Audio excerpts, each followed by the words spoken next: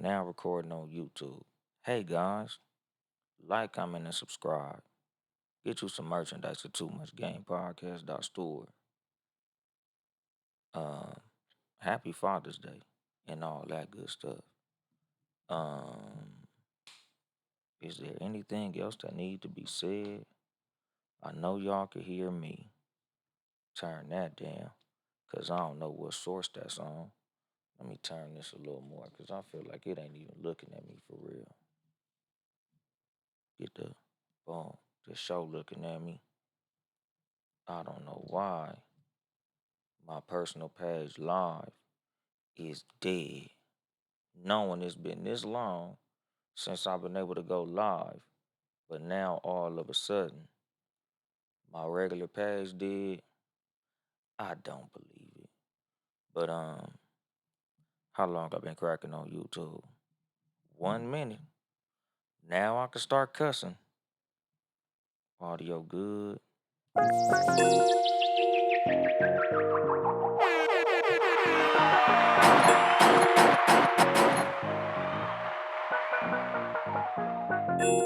Gunshots, bitch.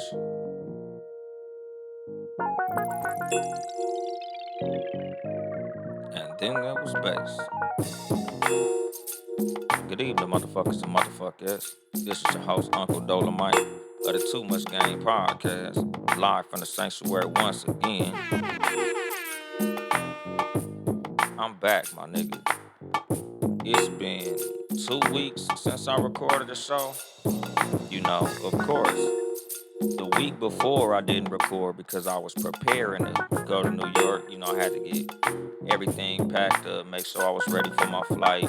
Matter of fact, I think the first Sunday that I didn't record was my first Sunday that I spent in New York because I got out there Saturday night. So, of course, Saturday night, no show, nigga. I was in New York.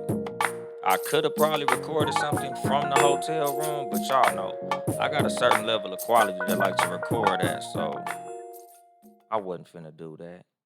And then the week that I got home, I just kind of wanted to decompress, homie. Like I landed Sunday morning. What's that? The ninth, I think. When I landed, of course, any of y'all who travel, any of y'all who've been on a vacation, especially like I was gone for a whole week.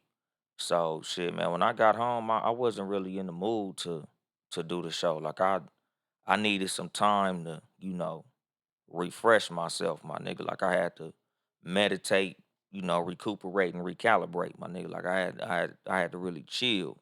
So I didn't get y'all the show last week. I apologize, my nigga. I'm only human. So, today I'm back. I had an excellent trip. Big shout out to my nigga JP Justice. He the real MVP. You know, um, as y'all know, I've been doing stand up comedy since probably like the end of February, beginning of March, which makes it about 3 months, maybe 3 months and some change that I've been doing stand up comedy. And, just throughout the whole journey of me doing stand up, I've been cool with JP Justice, comedian legend JP Justice, right? Like me and JP, we've been going back and forth and shit on IG Live for maybe like a year or so. Like me and JP been cool before I even considered comedy as even a hobby, my nigga. Like as y'all know, I've always said, even sometimes you see glimpses of it on the show. I've always been a dude with a sense of humor. Like I've always been a pretty funny dude when it come to cracking jokes. So, I decided to finally jump out there and try it. Shout out Maury Richardson. Y'all know I had Maury Richardson on the show. And from having him on the show, he had an open mic in Corona. So went to the open mic. I did very well, my nigga. Like I tell y'all, everything that I do, everything I touch, I take serious. I put as much passion, as much research, as much of my energy as I can into anything that I touch because I want to succeed. So, I did the open mic at Maury's room. The shit went well. So I was like, damn, I'm gonna have to like really work on this because I feel like this is a skill that I could develop and get better at. So moving forward. do Maury's room. I probably do about 3 or 4 open mics. So then Maury got a show coming up. What's going on, my nigga Rod Uncensored Podcast? So Maury got a show coming up. Long lineup. Hit Maury up. Hey Maury, let me get on the show. Maury, let me get on the motherfucking show. So throughout this process, I'm sending some of my videos to JP and I'm like, hey, I think I want to come to the East Coast so I could work on some different stages, just so I could get like a different feel for different audiences in this comedy shit. Because I'm doing these open mics in Corona, but I feel like I need to see how this works elsewhere. Like it's easy to make people laugh when you go into the same place over and over again. I'm not even gonna say it's easy to make people laugh, but it's easy to get into the habit of hearing those same laughs from those same people who are used to you, those people who like you, those people who are working out with you, your peers that y'all niggas already got a rapport. So a lot of times these niggas are giving you what I call mercy laughs. Like the shit that you said wasn't really super funny, but because they your friend, they giving you them little ha ha ha ha. That's my homie. So I'm gonna go ahead and encourage my nigga. I'm gonna support that nigga with a fake laugh. What's going on, my nigga? Maxed out for the bankroll. The ism in the building. So like I said, I sent a nigga the video. I sent him like 3 or 4.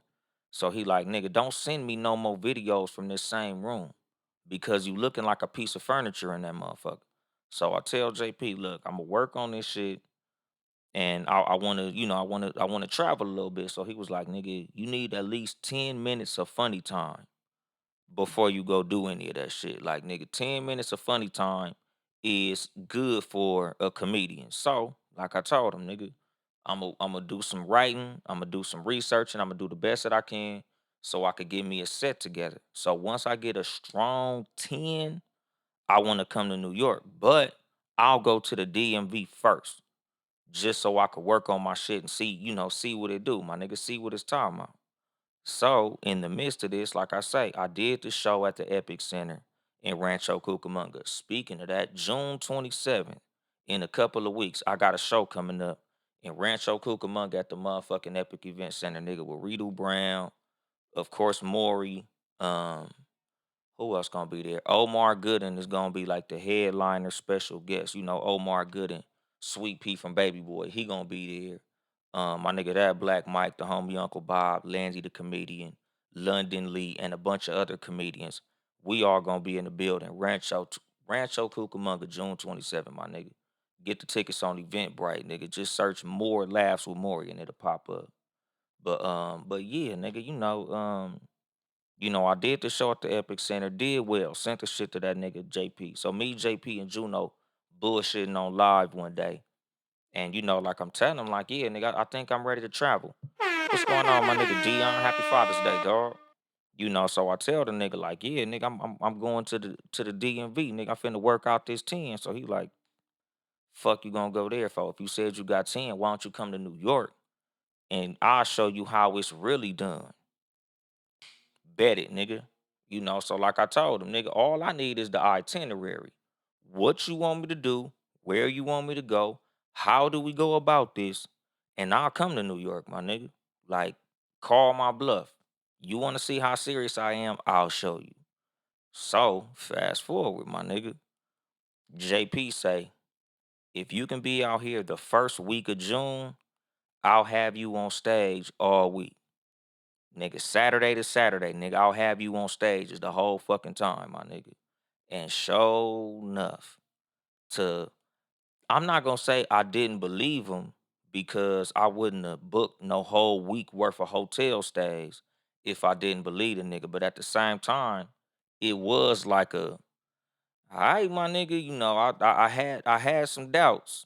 But sure enough, nigga, 7 days, 7 shows, just like that nigga said. What's going on, Heaven from Heaven's World Podcast? What's the deal, Luke Fly Talker? What's happening with y'all? So like I said, nigga, I fly out there, dog. Like I told him, nigga, I fly out there, and it was crazy because they try to delay my flight.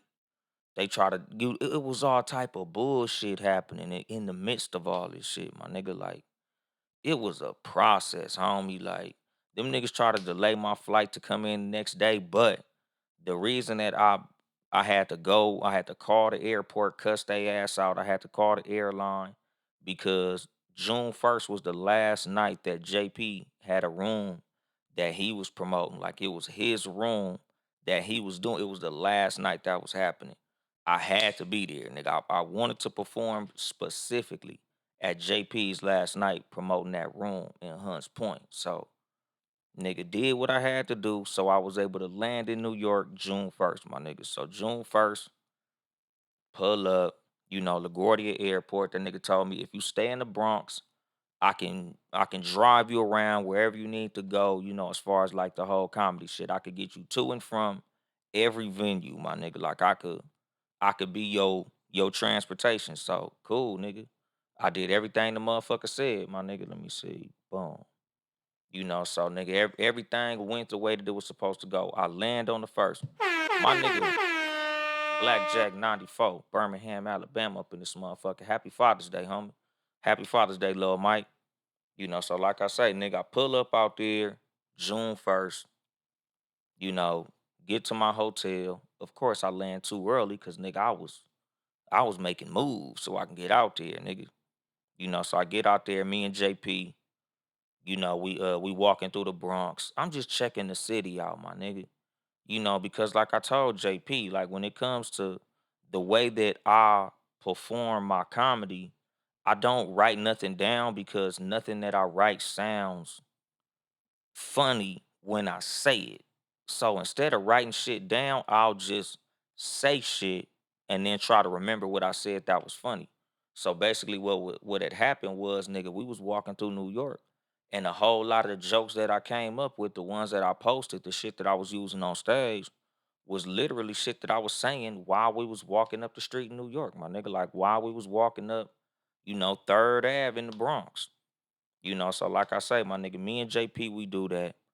Get my shit to my room, nigga. I pull up straight to JP show, and nigga, I hadn't even like sat down in my hotel room. All I did was go drop my bags off.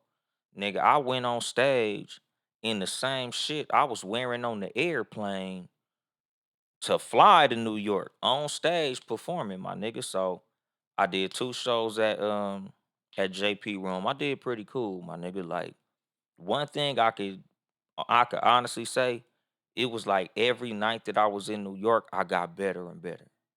Because as I was performing, I would have JP basically critique me like, okay, what did I do good? Where did I fuck up? What can I work on? Like, what should I do more of? What should I do less of? And throughout the whole time, nigga, JP is just telling me like, "Hey, man, all that walking back and forth, that shit make you look nervous, my nigga. While you performing, don't be looking down at your feet. Don't be looking at the ground. Look at the crowd, my nigga. Face who you addressing." So just as I would do my shit, nigga, JP would tell me what to do, and I would execute. And literally, nigga, everything JP told me worked, my nigga. Like everything made me better, more effective, more funny, like more confident. So, like I say, my nigga, like JP, the real MVP and all this shit, my nigga. Like, shout out to everybody who was involved in it, cause I gotta shout Maury out, cause without Maury and providing that space for me to do my shit, I probably wouldn't even have started this shit, my nigga. So shout out to Maury, JP, my nigga Uncle Bob, like, shit, even like the motherfuckers who popped out, cause that's a whole nother part of the story. What's the deal, Chris? Happy Father's Day, little bro. But like I said, like it's a whole lot of motherfuckers who like, if I was to want to thank people, it's a gang of people who like even throughout my time in New York, like the people who came to see me at my shows. Because like one thing I can say that was like dope as a motherfucker, but also somewhat like I guess you would say like bittersweet. Like nigga, every show I did in New York, I had people come to see me perform. Like, and I mean, nigga, nights where I had two shows, I had people come to the first show and the second show. I had niggas show up the next night. I had motherfuckers show up every night. I had shows where multiple people showed up, nigga. When I did that fucking show in Brooklyn, nigga, I had 5 people there that specifically came to see me perform. in Brooklyn, a place I ain't never been. My nigga, I've been to New York maybe 4 times. Never been to Brooklyn. My first time in Brooklyn, I had 5 people come out to see me perform, my nigga. And luckily, I killed that shit, nigga. I did 5 minutes. I smacked that 5 minutes, my nigga. I had a dope ass 5 minutes. So, shout out my nigga Billy G. Williams, Friends of Billy podcast. He came out to that Brooklyn show. My cousin Erica, her husband, and shit, that nigga 12 Kyle, he got 2 homegirls out there in Brooklyn. They came out to see me. They don't even know me in person, and they came to see me perform. So shout out to them. What's going on, Heaven from the Heavens World podcast? I don't know what the fuck be happening with my personal page where niggas be jumping off that personal page. I don't know if that shit be pausing or what, but I'm gonna have to get to the bottom of that because a lot of niggas be leaving off that personal page live to come to this one. But like I said, what's going on, DJ La Benita? But like I said, nigga, like every show that I performed in New York, somebody came out to support me, my nigga. Like that shit was it was dope, nigga. Like even just the level of support that I got from New York, like just the people, the crowds, like, don't get me wrong, my nigga, like certain certain crowds was better than others. Like certain crowds was like these niggas was not like there for comedy. What's going on, my nigga Danny Myers, the motherfucking bar guy? What's happening with you, homie? But like I said, like certain crowds was better than others. Like certain crowds were like comedy crowds. Like that show I did in Harlem and that show I did in Brooklyn, those were comedy crowds. Them motherfuckers came, they paid money to see comedy.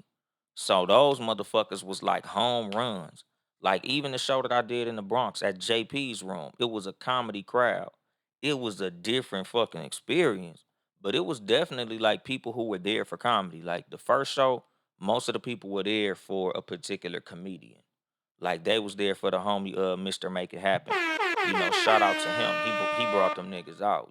So shout out to that first crowd. It was like an older crowd, like a lot of his family. So performing for them was cool because I had never performed for a crowd of older people. And that was like another thing too that I noticed throughout the New York trip. Like I wasn't just performing for the same motherfuckers that I always perform for. Like it was old people, young people. I did a night at a place called I think Club Havana up in Washington Heights. Fucking Latino room, nigga. Like bunch of Spanish speakers and shit. But like even that shit went dope. What's happening with you, Timo? So like I said, like it was a lot of shit that I seen throughout the trip that, like JP told me, like, nigga, I'm gonna give you like the real comedy boot camp, my nigga. What's happening with you, Port Cool Out Corner podcast? And that's what it was, my nigga. Like I seen all types of different rooms, like different crowds, different type of venues and shit. Come on, my nigga. I'm recording. I'm gonna holler at y'all motherfuckers later, nigga. That shit crazy, dog. Like phone booming while I'm trying to record this show. But like I said, my nigga, like it was just a dope experience because like even some of the rougher rooms that I was in, what's going on, Mellow Yellow? How you doing? And shout out to Mellow Yellow, my nigga. She gave me the tour while I was out there in New York, nigga. She helped me get my way around to get a chopped cheese. We went to Nick's Pizza on Gun Hill. Got us a nice little slice of pizza up in that motherfucker. Gave a nigga the full New York experience. Getting cracking with the locals, walking around in neighborhoods where New York people live. Cause I feel like them niggas don't live in houses, my nigga. Them niggas just walk around all day. They like NPCs off Grand Theft Auto. They don't live there. They just store their clothes there, nigga. They spend the rest of the 23 hours of the day just walking around all day, nigga. They just go home to shower, change clothes, come back outside and keep walking around, nigga. Like New York is a wild place. And what you say, my nigga? Yo, my nigga made an episode before we did LOL come back next week. Man, nigga, that's what I'm saying, dog. Like, nigga, it's been dark out here in these podcast streets. What's going on, Ken Scott Moore? What's the deal? But like I said, my nigga, like, I love New York, my nigga. Like New York was dope as fuck, cause like even when I did the Latino room, shout out my nigga Styles from the Brunch Hour podcast. That nigga Styles came out to see me at the show in Washington Heights at Club Havana, my nigga. I was fucked up, my nigga. That Club Havana show, mind you, I think that was my third performance since I was in New York. Nigga, I'm still nervous, right? Like, of course, I did the show with JP and that was cool. Understandably, I knew what I was doing. I knew what I was going into. I saw the lineup. I saw the flyer. So everything was like a comfortable situation. The energy was on comfortability. Shout out Sin for the P. But the thing was, like, this place, Club Havana, I didn't know nothing about this fucking place. I didn't know if it was a comedy club. I ain't know shit about it. He just told me, hey nigga, tonight we going to Club Havana, blah blah blah blah blah blah. So I'm like, all right, fuck it, nigga, let's do it. Nigga, we go to motherfucking Club Havana. It was exactly what I expected when he said Club Havana, which was it was a motherfucking place full of like Puerto Ricans and Dominicans and shit, my nigga. Like, they was playing the reggaeton and all that. So I'm like, nigga, I'm supposed to do comedy in this motherfucker.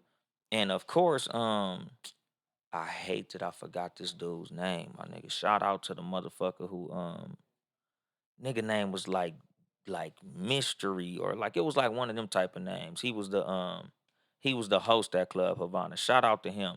He was dope. Like he had the room under control. He was getting it cracking. But like it wasn't a comedy venue, my nigga. It was a fucking bar. So of course I'm in there nervous as fuck because I'm like, how the fuck am I gonna perform and these niggas ain't even here for comedy? But again, shout out to JP for putting me in these environments because, like I tell y'all, my nigga, like in order for you to get better, you gotta put yourself in uncomfortable positions, my nigga. Like you gotta do things that you not used to. Like you can't be in situations where you're walking in and every game is a home game. Every time you go out there, everybody's cheering. Nigga, sometimes you're gonna go into situations where nobody cheering for your motherfucking ass. These niggas ain't here to see you win.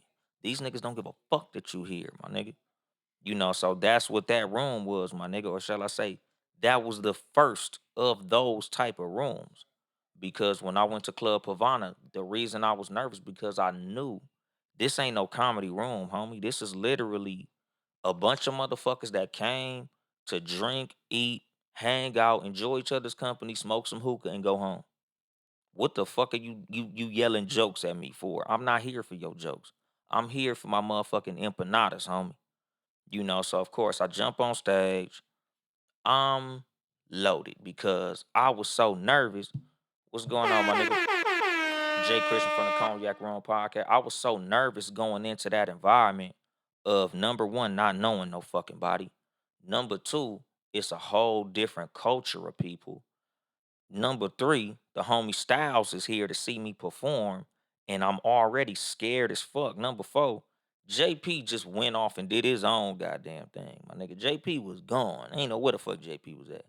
So these niggas called me up.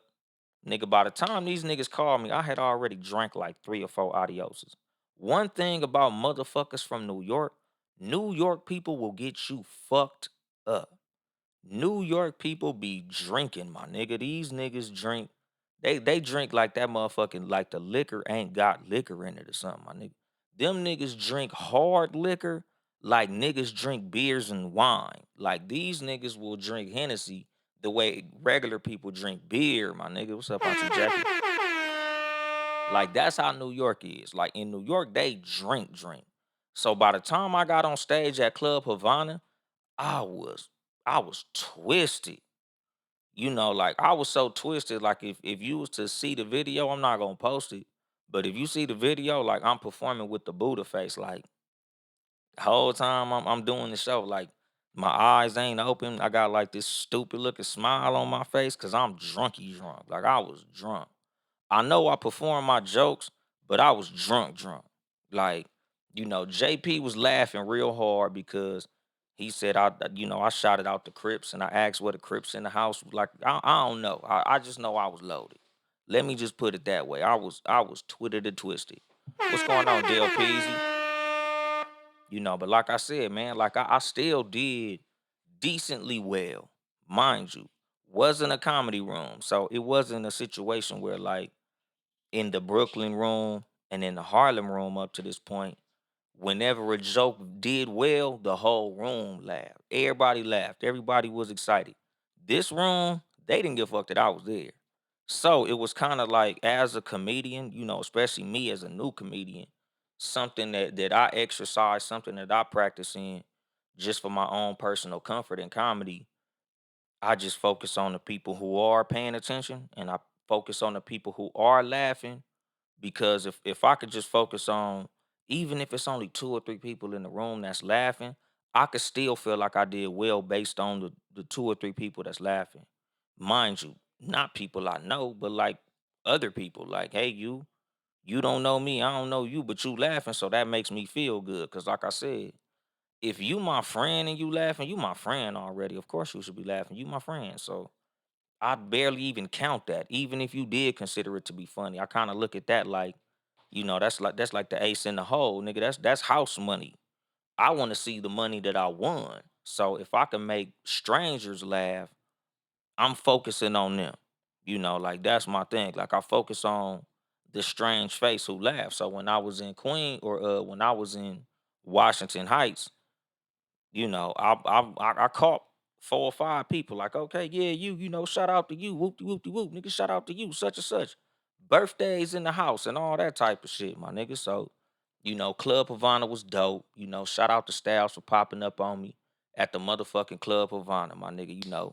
Motherfuckers was buying drinks, nigga got loaded. I had to watch my IG story to make sure I got myself home. What's going on, my nigga? Harrison A More Than 92 podcast. My nigga Baker Boy. Watch Riders up in this motherfucker. But like I said, like, that shit went cool. But I'm going farther in the story than I should because the previous night is when I did comedy in Harlem.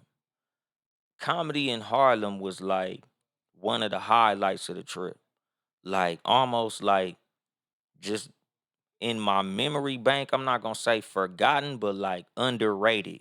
Like it was a surreal experience when I did comedy in Harlem because comedy in Harlem, they moved their club. Like at first it was at one part of Harlem, which I don't know, according to them, it was like upstairs in some dark ass room. It was a trip. But now it's somewhere on St. Nicholas Boulevard where it's a beautiful venue. They got a dope ass mural outside with like a little grass area, little bar and shit. And then inside the venue is real nice. They got like a green room upstairs. Like the new comedy in Harlem is dope, my nigga. They just opened that shit, right? So the fact that me as a brand new comedian with no fucking experience, never been to New York, nigga, I ain't got no my name don't mean nothing in New York. For me to be able to get up on that stage and perform, that shit was a dope ass look. Like that was one of them like, nigga, I gotta give JP Justice all the props in the world for getting me on that motherfucking stage, my nigga, cause it's a lot of experienced motherfuckers that ain't got to hit that stage yet. There's a whole lot of niggas who been moving and grooving in that town who wasn't able to hit that stage. And I was able to get on that motherfucker. And they gave me like 10 to 12 minutes, my nigga. Like them niggas literally told me, like, nigga, do however much time you got. Even that in itself in comedy is like that's like a privilege, my nigga. Because sometimes they'll be like, nigga, you got 2 minutes, you got 3 minutes, you got 5 minutes. Like they give you a little bit of time, get your little shit off, but bring your dumb ass back off that stage, my nigga. Like I performed all the material that I had to the point where I literally ran out of jokes, my nigga. And it was like a surreal experience for me, my nigga. Like I was legit blushing up there, my nigga, because when it was time for me to finish my set, when I was, out of jokes, I'm over here like motioning for the host, like, hey, that's my time, my nigga. And these motherfuckers was like, oh, what nigga? Like y'all don't want me to get off the stage. Y'all sad, nigga. Y'all wanted me to stay up here. And it was like the whole room erupted, my nigga. Like I was blushing, my nigga. Like it was a trip. Because like I said, my nigga, like I'm not from New York, nigga. This ain't my home, nigga. I'm from Compton. So for me to come all the way to this side of the motherfucking country, a brand new comedian with no motherfucking jokes, like nigga, I don't even know my style yet. I don't even know my voice yet. Like I don't even know what my comedic voice is yet. And these motherfuckers was like excited for me to be on this motherfucking stage. Like nigga, that shit like nigga, it was what you would call a humbling experience, my nigga. So for me to get that level of love in that room, nigga, that shit was crazy as fuck, my nigga. Like I turned red up there, my nigga. I was blushing. What's going on? One endo, what's the deal, little homie? So like I said, like that shit was crazy. So fast forward, like I said, the next night, that's when I did Club Havana. And then after that, nigga, that's when I did 275 Park Avenue in Brooklyn. That's damn, it's so fucked up that I'm not good with names, homie. Um, I think the dude name is Ray DeJean. Shout out to Ray DeJean. He like a OG out there in New York. Like, he's another comedic legend. Like it's a whole lot of motherfuckers that I was like JP told me all this shit on the phone before I came out there. Like, nigga, I'm gonna have you around some heavy hitters in comedy in New York. Like, some names you'll know, some people you won't know. But all of these people are important people on the comedy scene out here. They important people on the comedy scene everywhere. They just live in New York. So it's a lot of motherfuckers who, like I was able to, kick it, watch, study, have conversations with, ask, pick their brain, get some game from as far as like how this whole comedy grind is, my nigga. Like, what it's like to be around these motherfuckers, like networking and shit like that. So, when I did 275 Park, Laughaholics, that was another like dope ass room. It was comedy friendly. It was an actual comedy club. And like I said, nigga, I had 5 people there for me, my nigga. Shout out my nigga Billy G. Williams again, Friends with Billy podcast. He popped out. Shout out my cousin Erica, her husband. They popped out. And like I say, big shout out to 12 Cal from the 12 Cal podcast, the t-shirt that I got on right now. Shout out my nigga 12 Cal. Nigga 12 Cal had a couple of his homegirls pop out to come see me, my nigga. Like, I guess he went to college with him or something. They came out to see me perform, So shout out to that, nigga. I got 5 people. I'm way on the East Coast. I'm way up in Brooklyn where I ain't never been. And I have 5 people in that motherfucker to come and see me do my shit, my nigga. So that was again, my nigga, like a humbling experience. Like, damn, like all these motherfuckers is here to see me, see me do my shit. And I smoked that shit, my nigga. Like, I think I only did 5 minutes. But the thing that I personally like about when you do a certain amount of time, especially like me as a new comedian, like when you do a short time, you get to compress into all of your good shit. Like you literally get to be like, nigga, I'm gonna give you niggas the best 5 minutes I got. Like any comic worth anything should have a good 5 minutes. Like 5 minutes is like niggas, like that's like a motherfucker telling you, hey man, I want to see your best 3 moves in basketball. So it's like, okay, shit, now I have to show you my good crossover, my good dunk, and my good defense move. That's all I gotta show you. Cool. So I did 5 minutes of throwing fucking haymakers, my nigga. It's like a 1 minute boxing round. Like shit, nigga. That mean all I gotta do is throw fucking haymaker punches. So of course, nigga, that Brooklyn show, I smoked that shit. Like, nigga, that shit was 5 minutes of, me at peak fucking performance. And what you say one end though, you up next, and stand up for real. You funny as fuck. Keep on.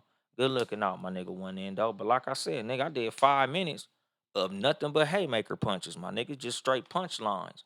Smoked that shit. Did very well. And then like what I also loved about it, like almost like a sidebar, I got some good fucking footage in those 2 rooms. Like nigga, that shit it came out visibly clear. The audio was dope. Shout out to my cousin Erica because her footage was better than mine. The shit I had off my phone was good too. I hate that I forgot the name of homegirl who held my phone for me, but shout out to her because she got some good ass footage off my phone. And then my cousin Erica, she got some good ass footage on her phone. So I had two angles of the Brooklyn show, and both them motherfuckers came out looking dope with dope audio, my nigga. So the Brooklyn show was lovely. The fact that I had all those people there to see me. I had great footage. It was dope ass energy. We had a cool time in the break room. And then like another thing that I was noticing that I was loving about just like the New York trip and the whole comedy thing in general. What's going on, Bad and Bearded? What's up, Burger Dungeon? What's going on, Uncle P? Like another one of the things that was like a highlight of the trip was how people look at you a certain way when they don't know nothing about you. They've never seen you perform. They've never heard nothing that you've done or none of that shit. And then how they talk after you do your shit, after they see you fucking perform, my nigga. Like, shout out to, Ray DeJean. When JP first introduced me to him, it was kind of like that, like the I don't know you, my homeboy introduced you type of energy. Like, hey, how you doing, nigga? Whatever, you know. Nigga, after I fucked that stage up, it was like a whole different respect. Like, hey, you did your shit. Like, the nigga that handshake hit different after that nigga saw me get off that stage and kill that shit, my nigga. Like it was completely different. Like, and like I said, he didn't like shave me off or treat me no fucked up way, nigga. It was legit like the same energy I give niggas when I first meet them. Like, hey, how you doing? I'm cordial because I have to be. But after I hit that stage, nigga, that energy was different. What's going on, my nigga? My nigga Billy G. Williams from Friends with Billy podcast. Like I told y'all, the nigga pulled up on me at two separate shows. So big shout out my nigga Billy G. Williams. Billy G. Williams popped up at Comedy in Harlem, and then he popped up the next time at 275 Park, my nigga in Brooklyn. That nigga pulled up to two of the shows. So nigga, big shout out to my motherfucking brother Billy G. Williams, my nigga, cause he popped out. Like I said, nigga, he was at the Brooklyn show. Like I said, nigga, when I first met Ray DeJean, I met Ray DeJean twice. I met Ray DeJean when I went to Comedy in Harlem the first night because the first night I performed at Comedy in Harlem was a Tuesday night. That's when I actually got on stage. I was supposed to go back and perform again at Comedy in Harlem that Wednesday night, but what happened was that nigga Smokey Suarez had pulled up. Shout out Smokey Suarez. Smokey Suarez already had a lineup. So I wasn't able to just bump my way on stage. So basically, I got bumped. It was like, nigga, this nigga already got his comedians. Woo, woo, woo, woo, woo. So I wasn't able to perform. But that night, I did meet Ray DeJean that night. So again, me and him was introduced, but it wasn't like no hell of a welcoming. What's going on, my nigga? My brother D'Angelo, my nigga being ready, the super producer. What's going on, Janae? So the thing was, it wasn't like no super warm welcome. It just was, like I said, my nigga. And I personally, I don't take offense when it comes to being introduced to people that I don't know because I'm the same with people that I don't know. Like, of course, I'm gonna be cordial. I'm not gonna be rude. I'm not gonna be disrespectful. I'm always gonna give you respect. But it's not like a situation where like I'm gonna fucking greet you with open arms and so I met Ray DeJean that night at Comedy in Harlem, and I got bumped. Even I even met Smokey Suarez, which foreshadowing. Smokey Suarez, a motherfucking legend, my nigga. Big shout out to Smokey Suarez. What's going on, my nigga? Pie guy, Pie Yagi. Like Smokey Suarez, he was in Paper Soldiers. He was in motherfucking State Property too. Like nigga, Smokey Suarez. I've seen Smokey Suarez perform on like Comic View and other TV shows and shit. Like, I'm very familiar with Smokey Suarez as a comedian. That nigga's dope, my nigga. That shout out to the OG. So, I meet that nigga at Comedy in Harlem, and it was exactly the same type of, hey, JP's homie. That's kind of the energy that a lot of people was giving me. They was giving me JP's homie type of energy, So meet that nigga. We do the whole shit. Them niggas perform in Harlem. I kick it, I watch, enjoy some of the comedians, watch some niggas do their thing, shook some hands, exchange information, got some Instagram from some niggas. And then, I dipped off and I went and did Club Havana. The story I already told y'all. So moving forward in the story, the 275 Park, like I said, the introduction that I got to Ray DeJean, it was real cool. Hey, JP's homie, I'ma let you do this stage. Do the best that you can, JP's homie. Handle your business. There you go. As a favor to JP, I'ma allow you to perform. After I did my shit, the look on that nigga face was like, oh nigga, you good, nigga. You are a comedian. Like nigga, the respect that I got after I got off that stage at 275 Park, like it was like, nigga, I literally felt like I dunked on LeBron in the finals, my nigga. Like that was the energy that I had coming off that stage in Brooklyn. Cause I knew I killed that shit. Like I knew I did my shit in front of all these people who came to see me. I did my shit in front of all these people who don't know me. And I did my shit in front of all these motherfuckers who been doing comedy since I was a baby. So that shit was dope, my nigga. Just to see the difference between a person who don't know you and a person who sees you smoke that shit, nigga, that shit was it was a hell of a experience, my nigga. And what you say, you feel like you got a better response on the Eastern home? Hell yeah, nigga. I ain't gonna front being ready. Like I said, my nigga, that's what was bittersweet about the whole experience of going to New York. Cause it's like, nigga, I'm way on the East Coast and I have more people coming to support me at my shows on the East Coast than I got on the West Coast at my crib. Like, nigga, I'm doing shows 5, 10 miles from where niggas live where I know. Like niggas who I be around all the time. Like niggas who I talk on the phone with and shit. And these niggas ain't making it to my shows. But I'm way on the motherfucking East Coast, nigga. 3,000 miles from the crib. And every show I do, I have people there. And this ain't to shit on the niggas out here that live near me because I understand people got lives, my nigga. Motherfuckers is busy. But it's just one of them, the results is the fucking results, and you can't live off of nothing but your actual experience and what the results are. And the results was them motherfuckers from way out there was popping out to see me, my nigga. Where I've done shows out here with nobody that I know in the crowd, my nigga. I'm literally just performing for a bunch of fucking strangers.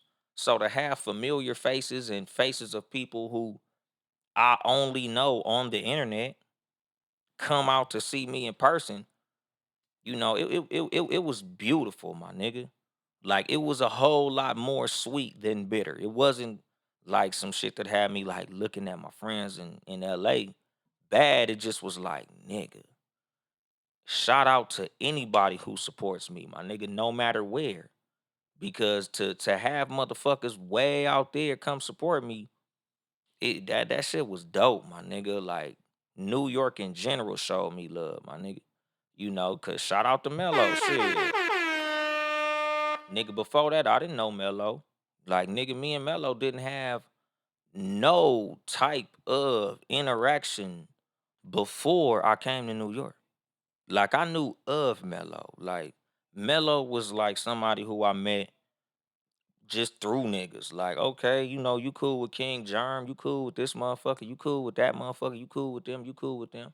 But like, it wasn't like me and her was having back and forth conversations. Like, it wasn't like me and Mello was like, oh yeah, nigga, we in each other DM having, nigga, we ain't gave no sentence between me and Mello, nothing. So when I'm getting ready to go to New York, nigga Mello like, oh shit, you coming out there the same week as I'm gonna be out there. So, we having a barbecue at my mom's crib, whoop de whoop. You can pull up if you want to. I'm like, shit. I probably won't have shit cracking. So nigga, I pull up to the motherfucking barbecue. Nigga, Mello showed me she rolled out the red carpet. We ain't never met in person. But nigga, Mello had a nigga at the pizza spot, nigga, the chopped cheese spot, nigga. I'm introduced to, family members and, brothers and sisters kicked it with her mom, nigga. The barbecue was cool. Shout out to homeboy who was on the grill. I forgot that nigga name. But the shish kebab was on point. Nigga, nigga, the hamburgers was good. Like shit. That nigga did his thing on the grill. Nigga, we over there in the Bronx kicking it. Went to the liquor store and I think it was called Co-op City. Them motherfuckers got the Bel Air. They got the Bel Air bottles for $25. Nigga, them bitches is 40, sometimes $50 out here. Them bitches was $25 in Co-op City, my nigga. Like I said, New York people are drinkers, my nigga. New York is definitely an alcoholic fucking town. Them some drinking ass niggas in New York. Every day of the week, I was drinking. Some days drunker than others, but every day drinking. And that liquor was cheap. A whole lot of the liquor that I drank in New York, I didn't even pay for, my nigga. Niggas in New York will buy you drinks like it ain't shit, my nigga. Pause. But still, when you kicking it with niggas in New York, them niggas is buying drinks. When I was in Club Havana, nigga, I had like 5 adioses and didn't pull my phone out, didn't pull my wallet out of my pocket. I ain't buy none of them motherfuckers, nigga. I was fucked up. I think I had like 4, 5 adioses, my nigga, in New York in Club Havana, cause I was drinking adios the whole time I was out there. But at Club Havana, I had 4 of them bitches and I ain't pay for none of them. I think Styles bought one, and then the Puerto Rican dudes that was with us at the bar, all them niggas was by. Hey, puppy, that's for you. What you drink? Get them. I was fucked up, my nigga. But I still performed. I was fucked up. Would it say, "Oh, love, next time you come, big bottles"? Hell yeah. Whenever I go to New York, nigga, yes, I'm getting drunk. It was so fucked up because when I did that Club Havana show, right? I came home. I had a hangover, my nigga. I wasn't as fucked up as I got the time previous that I went to New York, where I swore off Hennessy, like I've never and never ever again will drink Hennessy because of my last trip to New York. June, no, it was July 2016. July 2016. I was so fucked up. I said I ain't never drinking Hennessy again, and I kept that promise. Fuck Hennessy, So anyway, this time I'm fucked up. I get to my motherfucking room, hangover. Nigga, I left my hotel room. Nigga, all I had on was a white beater, some Laker basketball shorts, and some slides, my nigga. Went downstairs. That's another thing that I love about New York. New York is a very walk-friendly city. Nigga, I'm in motherfucking New York. I'm fucked up. I go downstairs, the pharmacy, like 2 doors down. Go to the pharmacy, get the big bottle of Pedialyte. Knock that motherfucker down, nigga. Pedialyte is definitely the co MVP of the New York trip, my nigga. That Pedialyte put me in the game, my nigga. Like I love Pedialyte. Pedialyte is one of them things. Like if you a drinker or if you're a non-drinker that plans on doing a lot of drinking, keep some Pedialyte near you, my nigga. Nice little cold bottle of Pedialyte in your fridge, in your hotel room. So that shit could give you them electrolytes back that you gonna lose from getting fucked up. So like I said, my nigga, I'm drinking on the motherfucking Pedialyte. Wake up next day, go to some bar, I got some company with me and shit. And of course, my company decides we drinking, we getting fucked up. Nigga, I know for a fact, I had 5 shots and I had 2 cocktails. I had 2 adioses and 5 shots. And all I'm thinking the whole night is, I'm gonna be fucked up again. I'm gonna have a hangover again. This is not good. Like, that's all I was thinking was like, I told myself I wouldn't do this. Like, I'm literally walking down a dark alley and I know where it leads, but I'm still walking because I'm in New York, and New York motherfuckers is masters of peer pressure. They're good. They're gonna get you fucked up. That's just what they do. That's how they get cracking out there in New York. Come on, come on. You in New York? Come on, man. Come on, we drinking. Come on. Come on, man. One more, man. That's it, man. Come on, just this last one. Come on. I know I said this last one, the last three, but this really the last one for real this time. It was that type of shit. Like, nigga, you watch me have two adioses and three shots. Why are you still, nigga? This is how self-destructive New York niggas is, my nigga. Motherfucker ordered 8 shots to the table. I'm like, my nigga, didn't I tell you I wasn't drinking like that?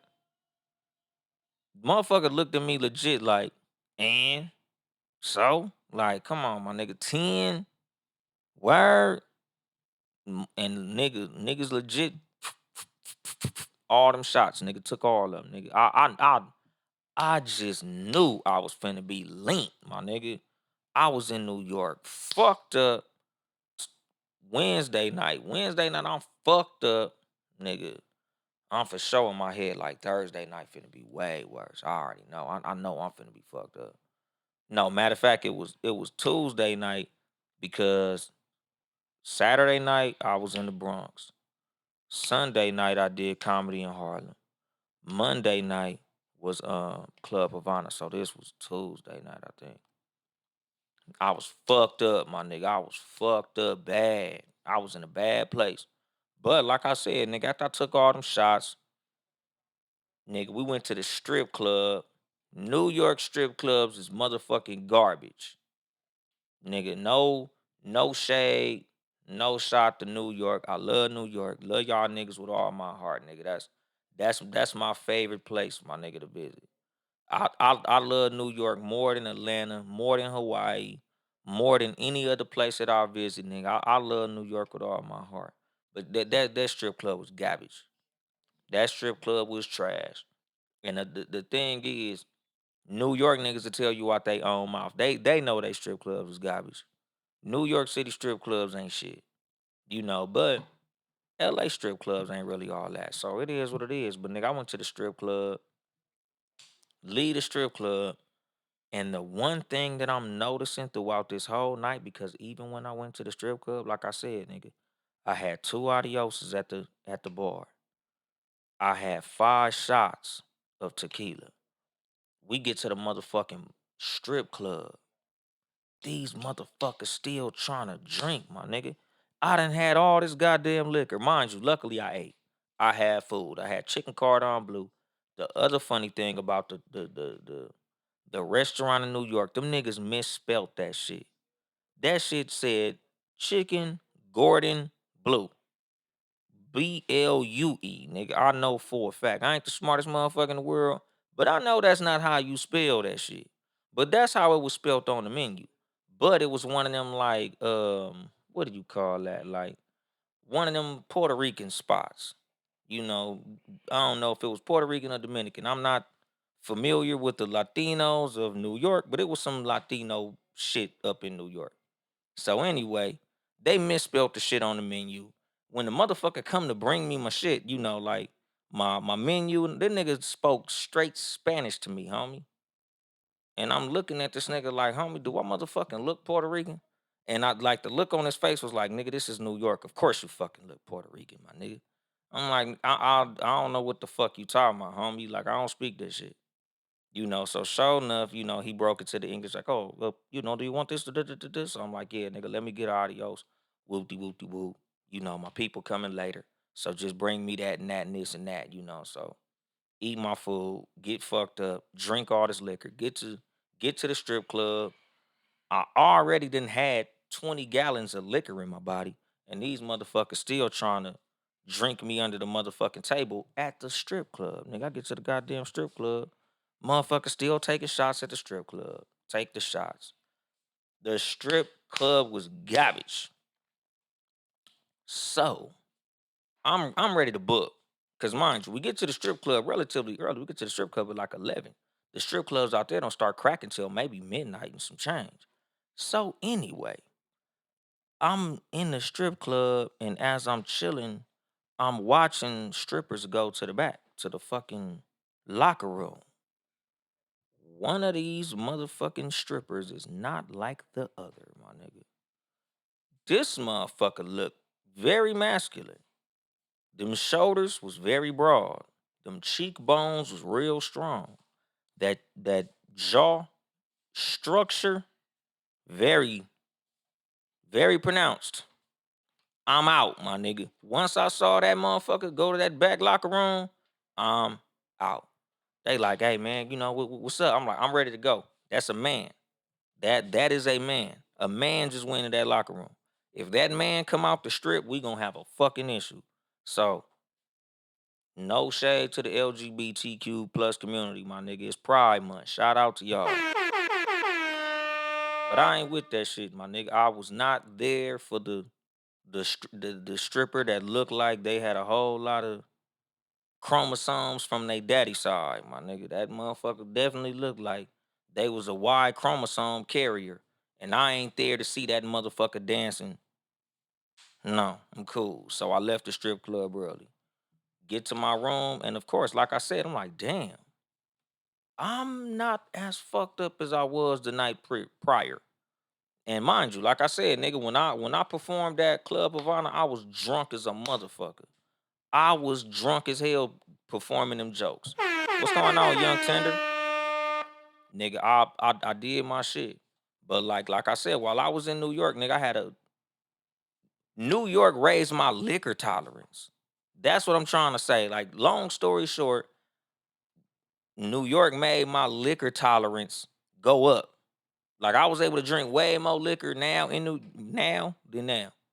Like, nigga, New York, I'm a thousand times better comedian, and I'm a thousand times more effective drinker because I was in New York. I was in New York for a week. I just was in New York doing comedy. Nigga, New York, I'm a legit a thousand times better as a comedian than before I went to New York. And shout out to JP Justice. So Thursday night, I do a place called the Truth Lounge. The Truth Lounge in New York City is a terrible place to do comedy, my nigga.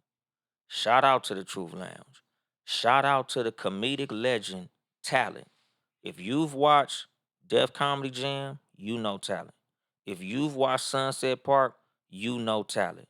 If you are a fan of comedy, you know Talent. Talent is a legend in comedy. That's his room. It's in Southside Jamaica, Queens. That room, if you not on point with your shit in comedy, that you will not have a good time on stage at Truth, my nigga. So I go up, I do Truth, my nigga. Like I said about certain rooms in comedy, you have rooms that can't wait to hear the comedian. Then you have rooms that don't give a fuck that the comedian is here. Truth is like one of those rooms where they don't even want the comedian there. Like, Truth damn near felt like a punishment for a comedian. Like, like I said, like, no shade to Truth. It's a beautiful place, nice bar, good bartenders. The drinks was good. I'm sure the food probably good. The environment is cool. But as a comedian, they gonna kick you in your ass up in Truth, my nigga. So I do Truth. And like I said, I did okay. I didn't do great. I didn't smoke Truth. Like, like I said, nigga, a lot of times after I perform, nigga, I be getting off them stages talking shit.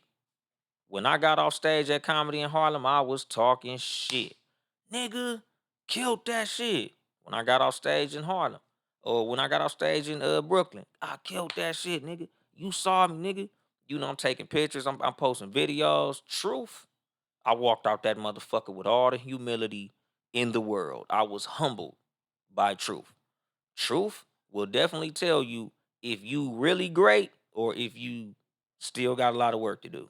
Truth let me know I still have a lot of work to do, my nigga. Shout out to Truth though, because Truth led up to the energy that I brought when I went to um what the fuck is I-9 Lounge in the Bronx. This was my proudest moment in comedy, my nigga. Like, this was like my fucking, like, Nigga, I feel 10 feet tall. This was the perfect ending to my fucking New York trip. This was my last night in town. Nigga, I go to I-9 Lounge. Nigga, leading up to the I-9 Lounge is like this. I didn't know that I was gonna perform. So this nigga JP hit my line. JP, like, all right, nigga, tonight we doing I-9 with Smokey Suarez. Like I said, big shout out to Smokey Suarez.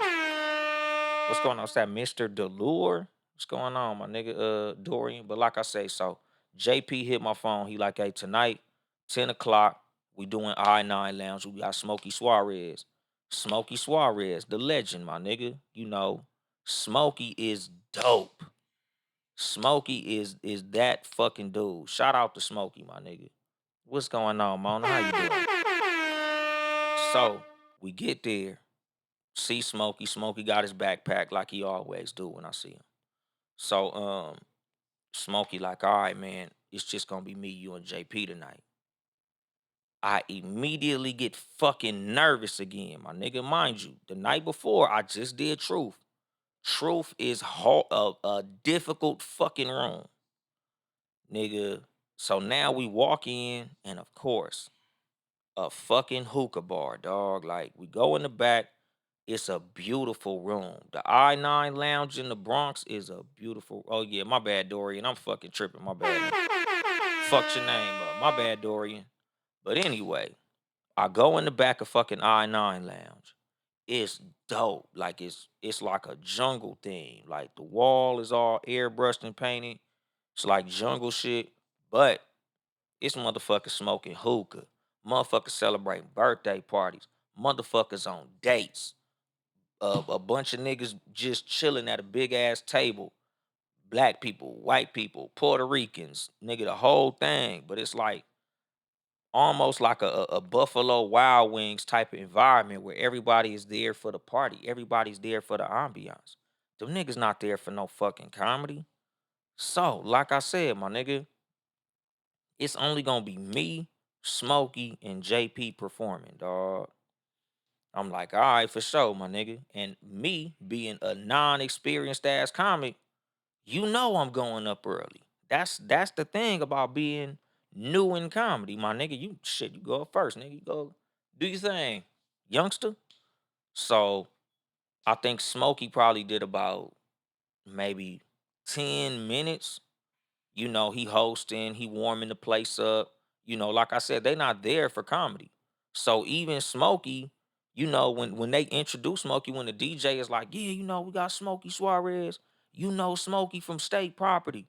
You know Smokey from Def Comedy Jam, Comic View, Paper Soldiers. You know, they running down the whole little thing. You know, Smokey get on stage.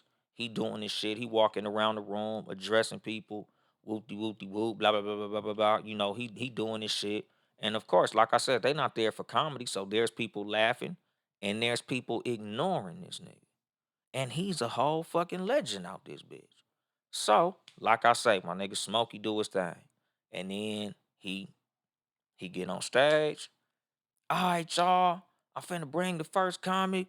You know, he's a young dude. He from Compton, California. Whoop de whoop de whoop, you know. Uncle Dolemite. This nigga hand me the motherfucking microphone, and the first thing in my head is, you motherfuckers ain't finna do me like you did me at Truth, my nigga. And I damn near did what Bernie Mac did on Def Comedy Jam. Like, I ain't scared of you motherfuckers. Like, that was the energy that I had leading into this room coming up out of Truth. Because Truth, like, nigga, I go from feeling 10 feet tall my whole New York trip to feeling 5 foot fucking 11 coming up out of Truth, nigga. That was a very humbling room, my nigga. And one thing I don't fucking believe in, like I tell y'all all the time, is fucking humility. I hate the idea of humility. I'm not humble. I don't preach humility. I'm not teaching my kids to be humble. Fuck humility, my nigga. I don't like being humble. So I walk up in motherfucking I-9, and like I said, of all the nervousness that I had leading up to that shit, when that nigga handed me that motherfucking microphone, nigga, I poked my goddamn chest out on them niggas, my nigga.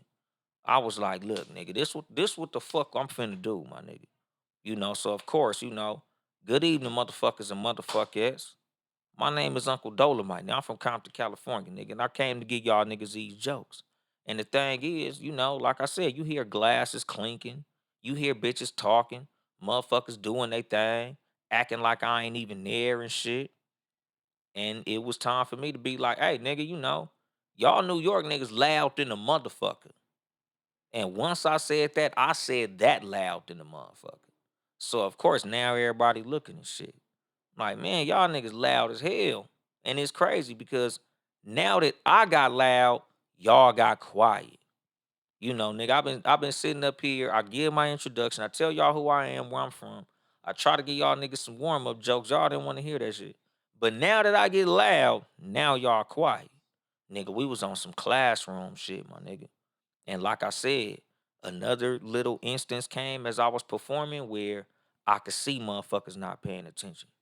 Like as a comedian, like you scan in the room, you looking at everybody's face, you watching everybody's reaction, you reading everybody's energy. So it's like, nigga, now I like get offended because y'all know I'm up here and you know why I'm here and what I'm trying to do. But y'all niggas is going out of your way to ignore me. Now I start roasting motherfuckers. I look to the left and it's this light skinned nigga. He got on like this business casual outfit. Nice lineup, but he's real business casual. I'm like, shout out my nigga Drake St. Patrick. And I jumped off stage, went and shook that nigga hand. It's another nigga in the front, little, mid light skinned nigga with some dreadlocks. Oh, nigga, we got some legends in the motherfucking house. We got celebrities up in this bitch. Shout out Richard Sherman.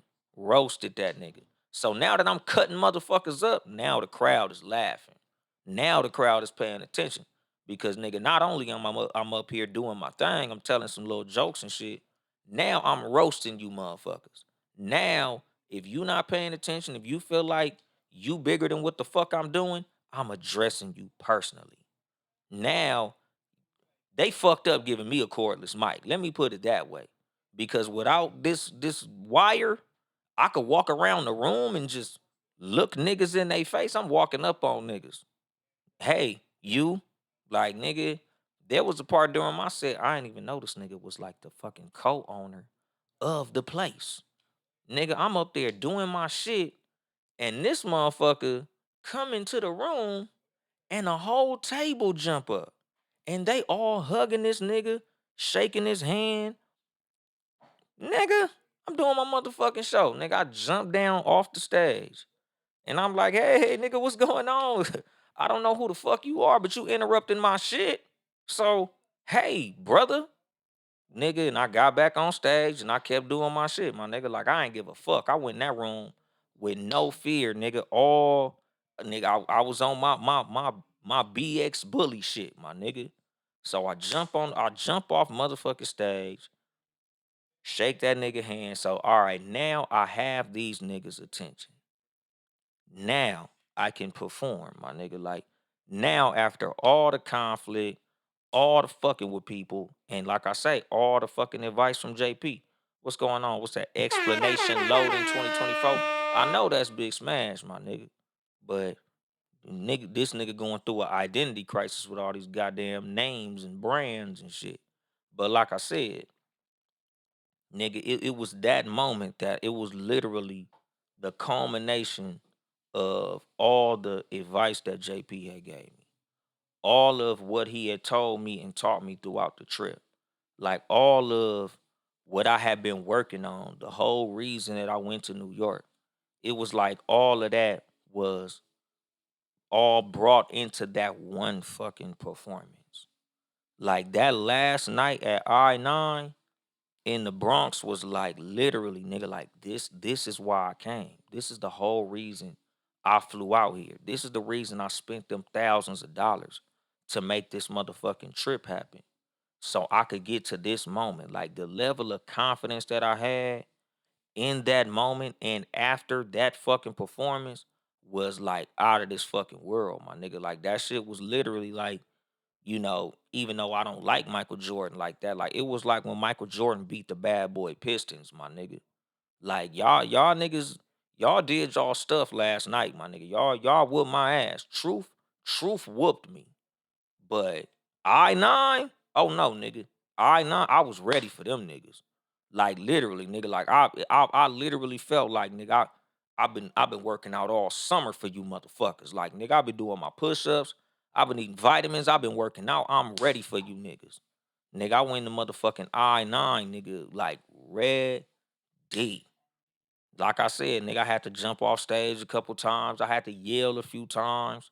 Like nigga, even the energy, nigga, even my posture, even the way I was standing, the way I was talking, like the way nigga, everything was aggressive. Like y'all niggas know, like nigga, I be kicked back, nigga. You know, when I perform my comedy, I be laid back, nigga. I be chilling.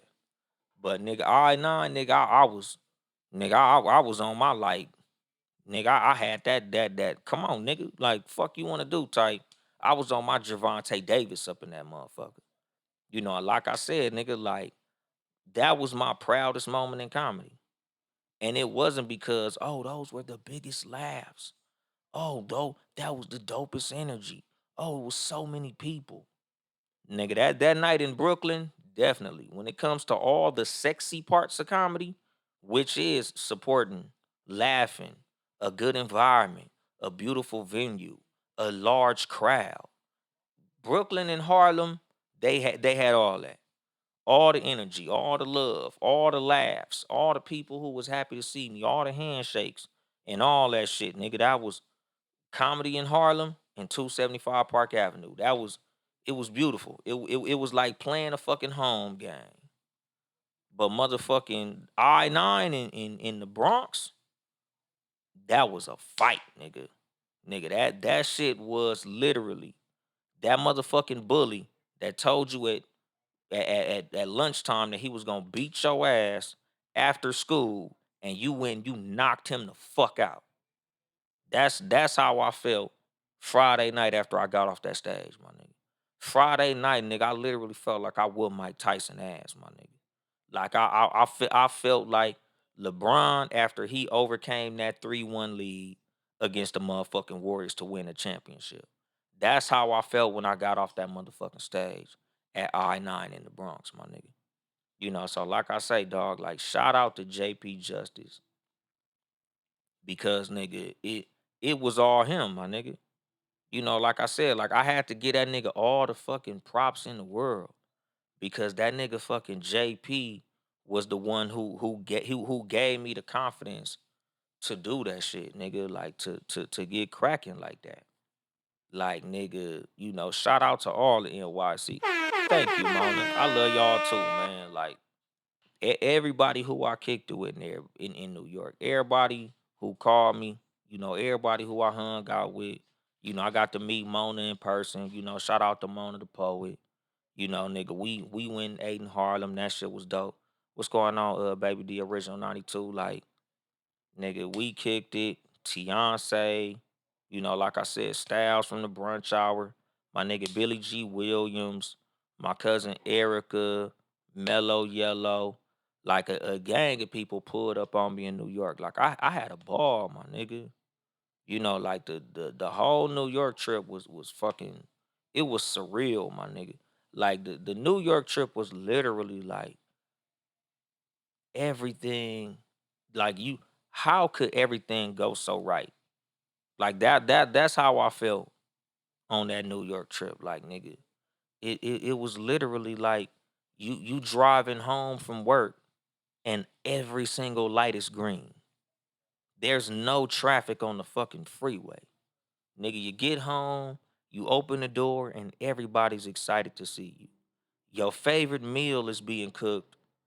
Nigga, it's the perfect temperature, it's seasoned perfectly. Nigga, you get in the room, it's head and pussy. Everything was incredible, my nigga. Like that's how the New York trip felt. Like it was 1,000 times better than I expected.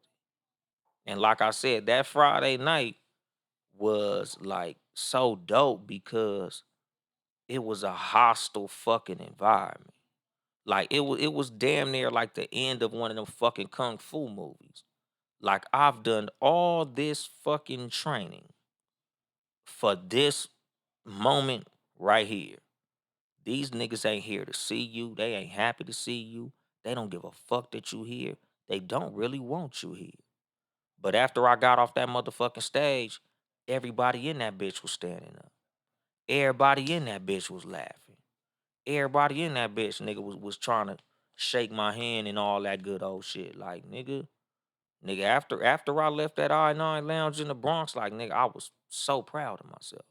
And like I said, nigga, like, nigga, Smokey came up to me like, hey, you did your thing, dog. You really did your shit up in here. And like I said, nigga, like Smokey Suarez is like a comedian that I know exactly who this motherfucker is. I've seen this nigga on TV. I've seen this nigga in movies. So it's like for this nigga and even JP, like I said, like nigga, JP is my dog, my nigga. Like JP is a nigga who I really could consider like a real friend. Like JP is a that nigga's like family to me, my nigga. Like I really got genuine love for JP. So like even to see like JP laughing, to see JP like with a look of being proud of me, my nigga. Like I said, nigga, I'm feeling 15 fucking feet tall now. Cause it's like, nigga, not only did I come in here and kill this shit, I killed this shit in front of two legends, my nigga. Two killers. Like that nigga JP Justice, like nigga, I got a new respect for JP Justice when I got out there. Because the thing about JP Justice is he's transitioning from being a host, and promoter to going back to what he's used to doing, which is just doing his time, doing his 10 minutes, doing his 15 minutes, doing his 30 minutes, my nigga. Like he getting on stage and JP out there whooping they ass. Like nigga, every time I see JP touch that stage, JP kick them in they motherfucking back, my nigga. Like that nigga JP he is polished. JP is talented. JP is dope, nigga. JP kill it. Every time that nigga got on that stage, it was like, like I like it's different watching Michael Jordan play. It's different watching Kobe play. It's different watching LeBron play. Like you'll watch 1,000 niggas play basketball, but that shit hit different when you see MJ do that shit. That shit hit different when you see a motherfucker who this what they do for real. They really good at this shit. Like that shit different, my nigga. So it's like for me to do that in front of JP and Smokey, nigga, that was my favorite night out of all the shit. Like that was my favorite moment in comedy. Because even like the fact that, like I said, nigga, like, when I see Smokey, I'm like, so how much time I got? Nigga said, just do your thing. However long you want to go, just go. I'm like, however long? He like, yeah, nigga. So if you got 10, do 10. You got 15, do 15. What the fuck you got 20 or 30, nigga, do it. So it was like, all right, nigga, I'm finna get up there. Every piece of material that I have, I'm finna go and I'm working out this shit.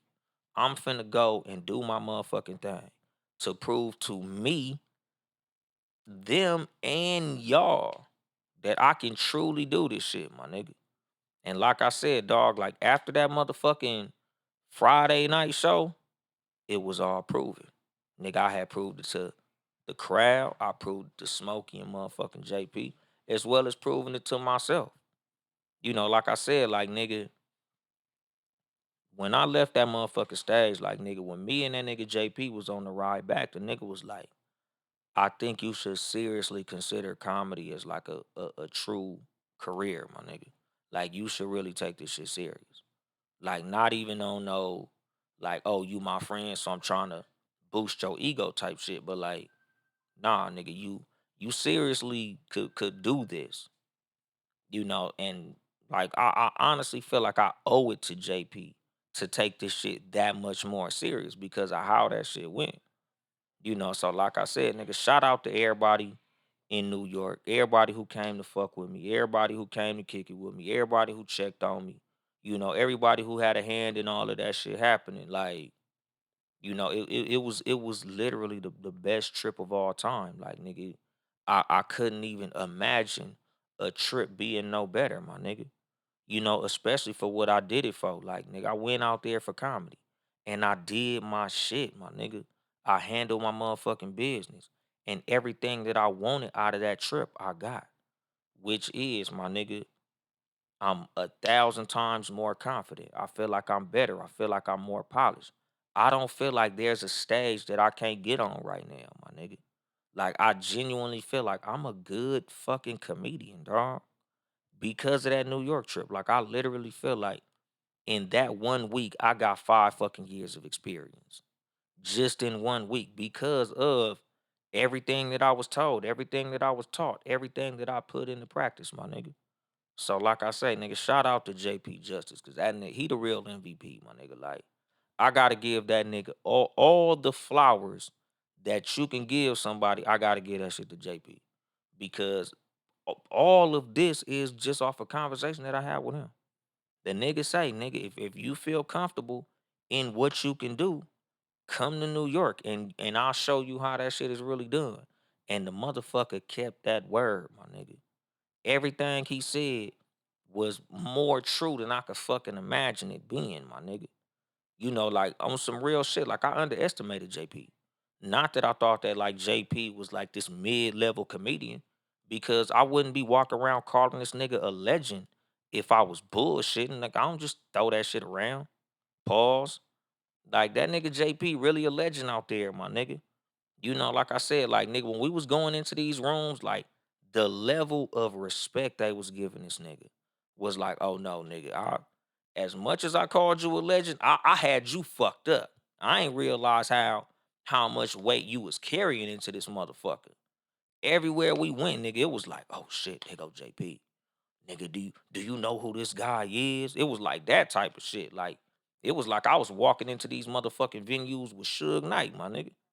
It was like I was walking into these motherfuckers with Barry Gordy with me, my nigga. Like, oh, this nigga really that nigga.